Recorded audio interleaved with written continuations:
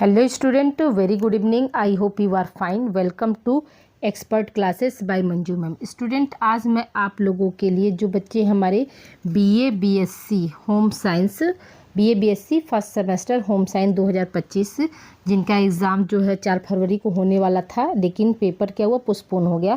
लेकिन हमें अपनी तैयारी क्या है, कंटिन्यू रखनी है। ठीक है, तो देखिए अभी तक आप लोगों का जो है सेक्शन ए वाला पोर्शन हमने कंप्लीट कर दिया है। सेक्शन ए और प्लस आप लोगों का सेक्शन सी, ये दो पोर्शन जो है आप लोगों का यूट्यूब पर पहले से जो है कंप्लीट है। आप लोग प्ले लिस्ट के जरिए जाकर अपना सेक्शन ए और सेक्शन सी आप लोग तैयार कर लीजिए स्टूडेंट। उससे बाहर क्वेश्चन आप लोगों के नहीं आएंगे। और आज से आप लोगों का सेक्शन बी शॉर्ट क्वेश्चन जो है हम तैयार मतलब आज प्रिपरेशन करा रहे हैं, जो कि आज ये आप लोगों का मेरे ख्याल से जो है पार्ट 5 होगा। ठीक है, पार्ट 4 तक आप लोगों का हो गया है। आज जो है आप लोगों का ये क्या है, पार्ट 5। पार्ट 5 में हम आज आप लोगों को क्या करा रहे हैं, शॉर्ट क्वेश्चन करा रहे हैं स्टूडेंट, जो कि एग्जामिनेशन के पॉइंट ऑफ व्यू से मोस्ट इंपॉर्टेंट है। देखिए क्वेश्चन क्या है आपका, भोजन के कार्य बताइए।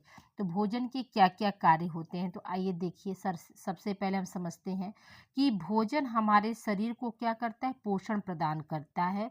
हमारे शरीर में विभिन्न प्रकार के पोषक तत्व होते हैं जिनका संतुलन प्रयोग शरीर को स्वस्थ एवं क्रियाशील बनाता है। भोजन के क्या होते हैं, निम्न कार्य होते हैं। तो भोजन से हमें सबसे पहले क्या मिलती है स्टूडेंट, तो भोजन हम जब करते हैं तो हमें हमारे शरीर को ऊर्जा मिलती है, पोषण मिलती है, और क्या है, रोग प्रतिरोधक क्षमता भी क्या होती है, बढ़ती है। तो किसकी वजह से, भोजन के ही वजह से।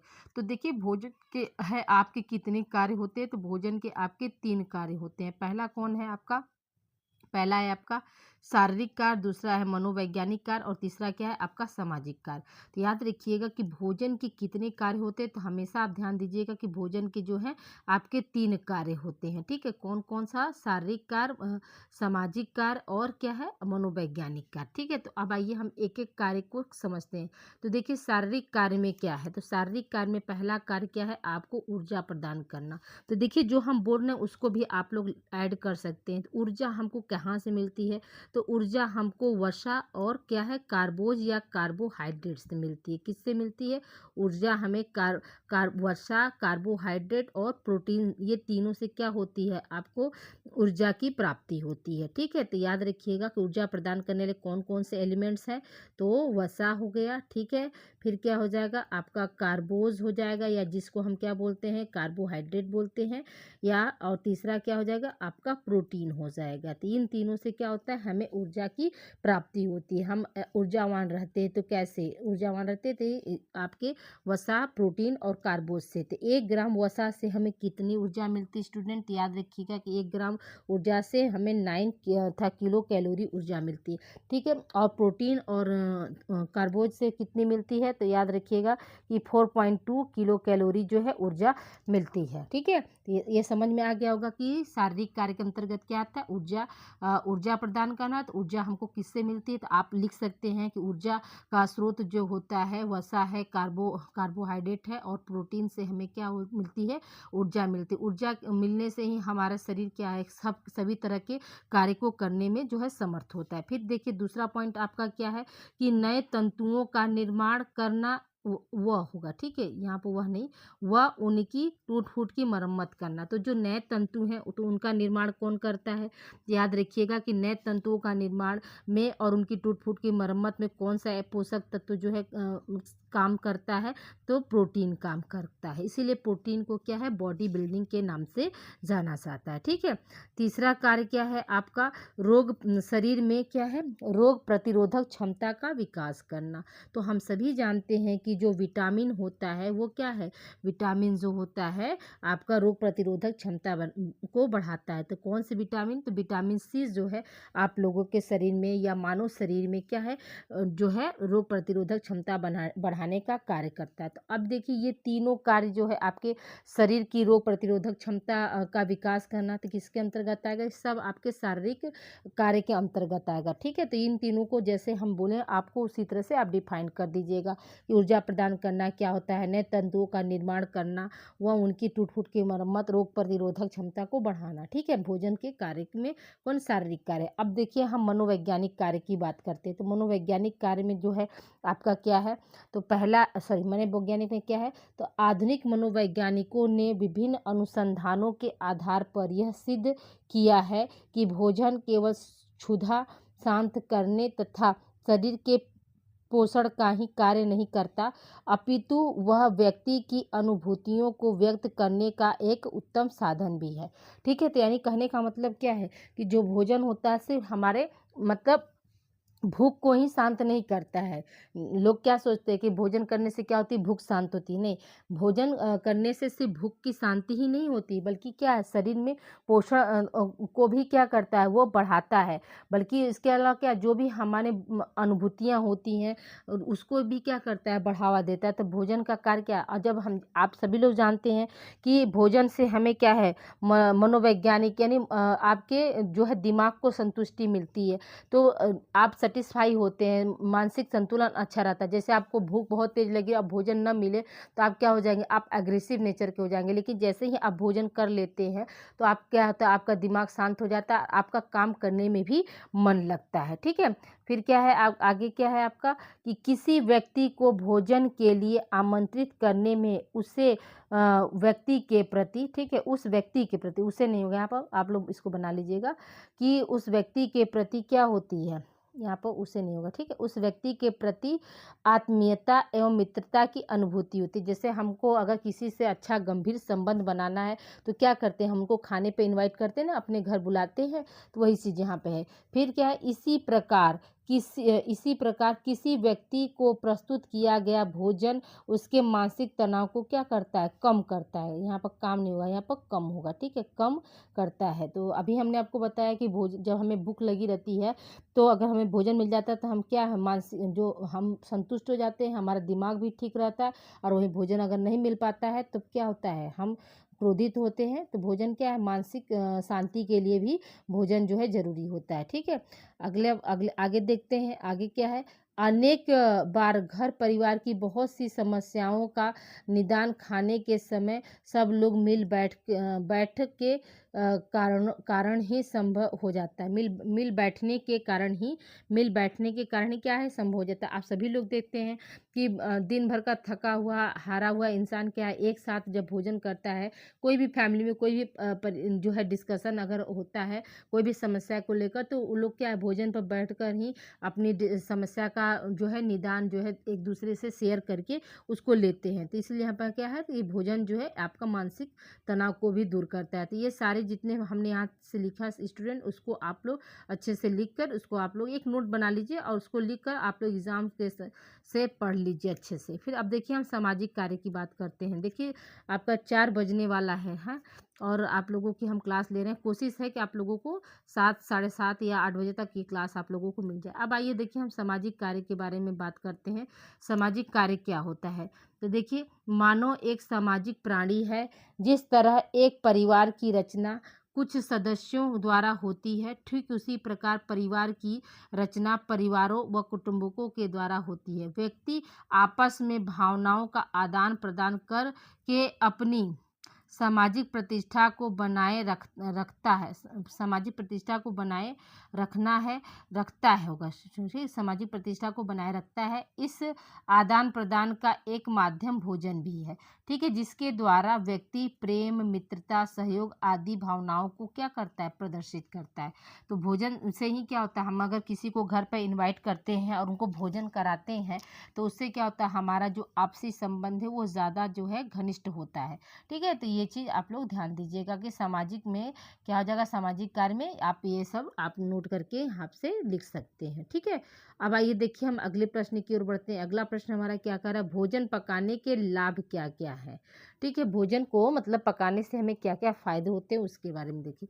तो प्रकृति में पाए जाने वाले अनगिनत भोज्य पदार्थों में से कुछ भोज्य पदार्थ जैसे फल, कुछ कच्ची सब्जी फल, कुछ सब्जी कच्ची अवस्था में ग्रहण की जा सकती है। तो हम सभी लोग जानते हैं कि फलों को क्या करते हैं, हम कच्चा खाते हैं। कुछ सब्जियां जो होती हैं, जैसे आप मान लीजिए मूली हो गया, टमाटर हो गया, सैलेड के रूप में हम खाते हैं ना, तो वो क्या कच्चा भी हम खा सकते हैं। लेकिन कुछ भोज्य पदार्थ को क्या होता है, हम कच्चा नहीं खा सकते, उसको पकाना जो है ज़रूरी होता है। अगर नहीं पकाएंगे तो वो हमारे स्वास्थ्य की दृष्टि से लिए क्या हो जाएगा, हानिकारक हो जाएगा।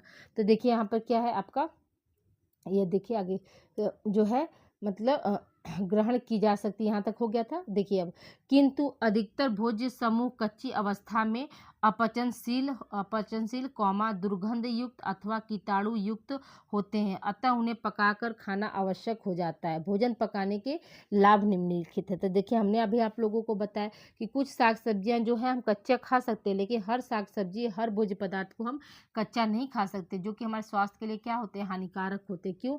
क्योंकि उनका पाचन जो है, डाइजेशन जो है आसानी से नहीं हो सकता है। इसलिए उस भोजन को क्या करना है, उस भोजन को हम पकाकर ही खा सकते हैं। ठीक है, अब आइए देखिए अब उसके लाभ क्या क्या है। तो भोजन को पकाने से क्या क्या लाभ होते हैं। तो देखिए भोजन के पकाने से क्या होता है, भोज्य पदार्थों को सुपाच्य एवं नरम बनाया जाता है। ठीक है, भोजन को पकाने से पहला लाभ क्या है कि भोज्य पदार्थ को सुपाच्य यानी पचने योग्य बनाते हैं, और भोजन पकने के बाद क्या होता है, उसका हार्डनेस यानी जो कठोरता है वो क्या होती है, खत्म हो जाती है, और भोजन क्या होता है, नरम हो जाता है, जिसको हम चबाकर आसानी से खा सकते हैं, और उस भोजन का डाइजेशन क्या है, आसानी से हो सकता है। जो हम बोल रहे हैं उस पॉइंट को आप इसी में नोट कर लीजिएगा।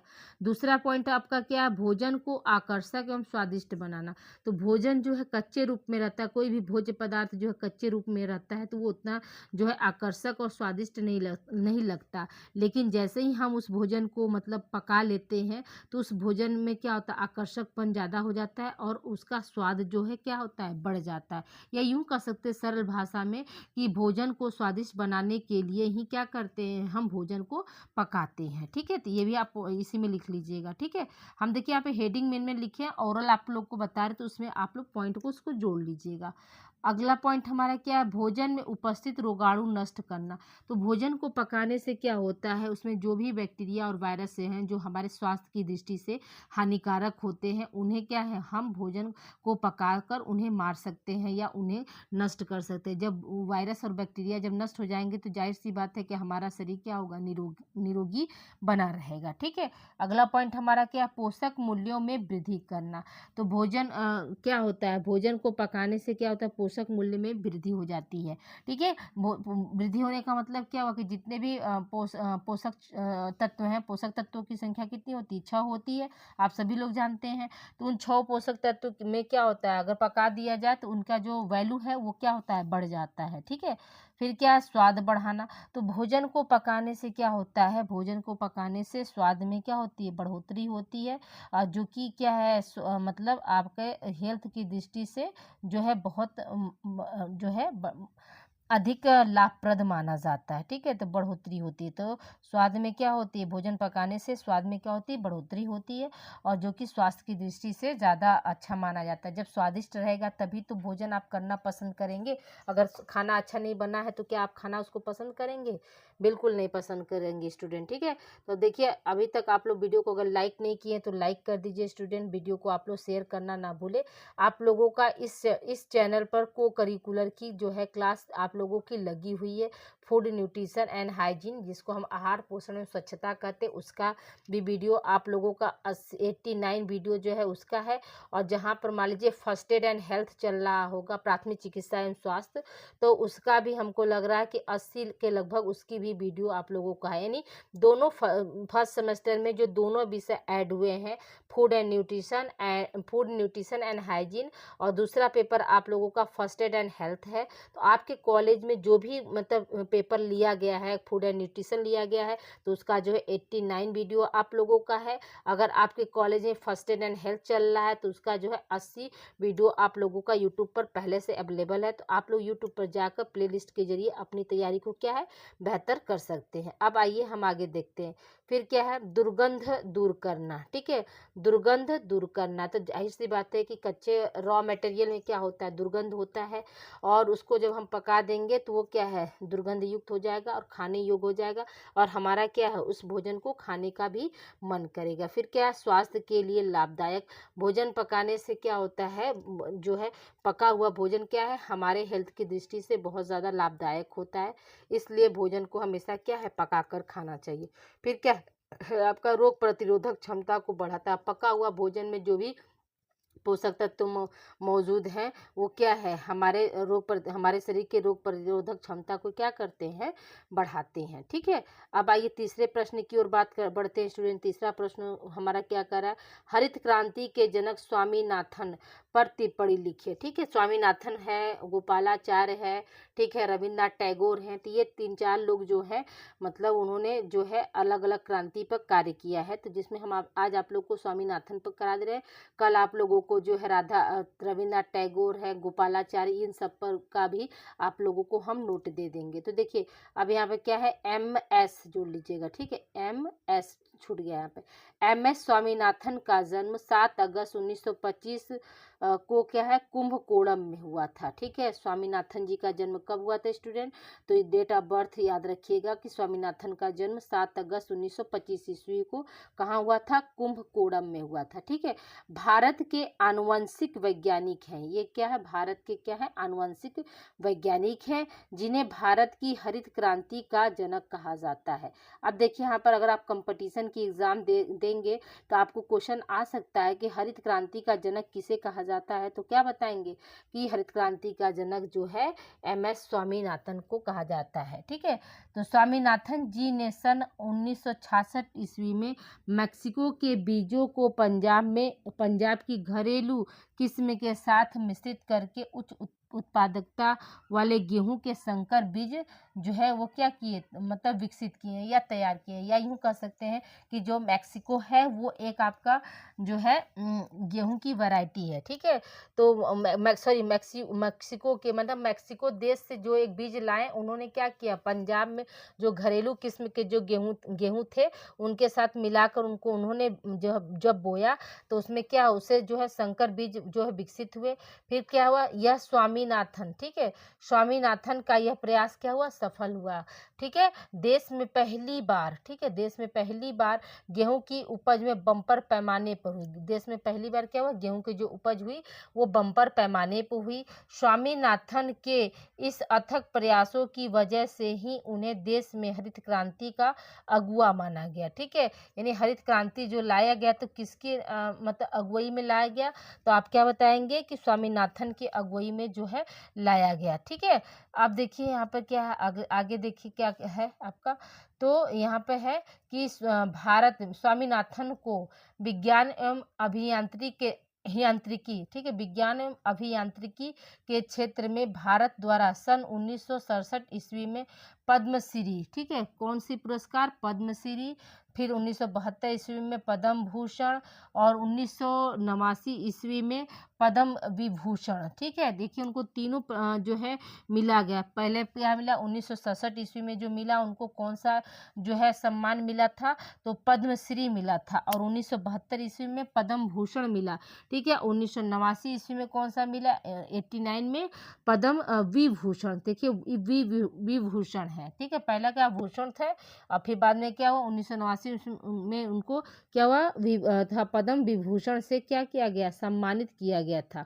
फिर क्या सन 1971 ईस्वी में रमन मैग्सेसे के ए पुस्तक, ठीक है, ये आप अंडरलाइन लिखे, रमन मैग्सेसे ए पुस्तक से भी सम्मानित किया गया। कौन से ईस्वी में, 1971 ईस्वी में। ठीक है, विभिन्न पुरस्कारों एवं सम्मानों के साथ प्राप्त धनराशि में MS स्वामीनाथन ने 1990 के दशक के आरंभिक वर्षों में क्या है, अवलंबनीय कृषि तथा ग्रामीण विकास, ठीक है, अवलंबनीय कृषि तथा ग्रामीण विकास के लिए चेन्नई में एक शोध केंद्र की स्थापना की, जिसे हम किस नाम से जानते हैं, तो MS स्वामीनाथन रिसर्च फाउंडेशन के नाम से जानते हैं। MS स्वामीनाथन रिसर्च फाउंडेशन के नाम से जानते हैं। MS स्वामीनाथन रिसर्च फाउंडेशन जो है किस भारत के किस प्रांत में सबसे पहले खोला गया, तो क्या बताएंगे आप, चेन्नई में बताएंगे। ठीक है, ठीक है, यहाँ तक समझ में आ गया। तो देखिए एमएस स्वामीनाथन रिसर्च फाउंडेशन का मुख्य उद्देश्य भारतीय गांवों में प्रकृति तथा महिलाओं के प्रति प्रौद्योगिकी के विकास और प्रयास पर आधारित रोजगार उपलब्ध कराने वाली आर्थिक एवं विकास की रणनीति को बढ़ावा देना है। ठीक है, फिर क्या है, स्वामीनाथन दक्षिण एशिया के उत्तरदायित्व के साथ पर्यावरण प्रौद्योगिकी के क्षेत्र में यूनेस्को में भी पदासीन रहे। ठीक है, जो स्वामीनाथन का कार्य इतना मने बड़े पैमाने पर था कि वह पर्यावरण और प्रौद्योगिकी में भी क्या है, यूनेस्को जो देश है वहाँ पर भी क्या है, पदासीन रहे। उनकी महान विद्वता को स्वीकार करते हुए इंग्लैंड के रॉयल सोसाइटी और बांग्लादेश, चीन, इटली, स्वीडन, अमेरिका, सोवियत संघ की स्थापना फिर क्या है आपका राष्ट्रीय विज्ञान अकादमियों में उन्हें शामिल किया गया। ठीक है, तो इतना मतलब उनकी विद्वता जो ऐसी थी, तो इंग्लैंड में क्या है, रॉयल सोसाइटी में भी, बांग्लादेश, इटली, स्वीडन, अमेरिका और जो मतलब बनाया गया एकेडमी बनाया गया उसमें क्या था, उनमें उनको क्या किया गया था, शामिल किया गया था। अब आइए देखिए फिर आगे क्या है कि वर्ल्ड एकेडमी ऑफ साइंसेस के संस्थापक सदस्यों में से एक थे। मतलब जो स्वामीनाथन थे वो क्या है, वर्ल्ड एकेडमी ऑफ साइंसेस के संस्थापकों में से क्या थे, संस्थापकों के सदस्यों में एक थे। 1999 में टाइम पत्रिका ने स्वामीनाथन को 20वीं सदी के 20 सबसे प्रभावशाली एशियाई व्यक्तियों में से एक बताया। ठीक है, तो ये चीज़ आप लोग ध्यान दीजिएगा। ये क्या हुआ, ये आपका मतलब स्वामीनाथन पे ये टिप्पणी था, इसको आप लोग वीडियो को रुक कर जो है आप लोग अच्छा से जो है लिख सकते हैं और अपनी तैयारी को आप बेहतर कर सकते हैं। आप देखिए आप लोग की क्लास जो है कंटिन्यू चलेगी, हम सब कुछ से आप जो है फ्री हो गए हैं, तो अब आप लोगों की हम डेली क्लास ले लेंगे। अभी आप लोगों को हम शॉर्ट वीडियो का, ठीक है, जो सेक्शन बी वाला जो शॉर्ट वीडियो है वो आपका शॉर्ट क्लास या शॉर्ट वीडियो का जो है अभी आप लोग को 2 मॉडल पेपर और दे देंगे। तो बस याद देखिए 2 आपका ये शॉर्ट हो गया और मेरे ख्याल से 1 आपका अति लघु है और 3 आपका क्या है, लॉन्ग वीडियो है, यानी 3 2 5 1 6 से या 7 वीडियो में आप लोगों का हमने मतलब मॉडल पेपर कवर कर दिया स्टूडेंट। तो अब इन 7 वीडियो में आप लोगों के जो है हमने बताया था कि आपका 75 में से आपका 60+ आप लोग क्वेश्चन जो है यहाँ पर जो है सही करेंगे, क्योंकि जितने भी क्वेश्चन हैं सब आपके एग्जामिनेशन के पॉइंट ऑफ व्यू से मोस्ट इम्पॉर्टेंट है। तो देखिए आज हमने आप लोगों को 3 क्वेश्चन जो है सॉल्व कराया है, तो उसको आप लोग अच्छे से वीडियो को रोक के अच्छे से आप लोग इसको लिख लीजिएगा। मिलते हैं हम अगली क्लास में। Thank you for watching. Okay, अपना ध्यान रखिएगा स्टूडेंट।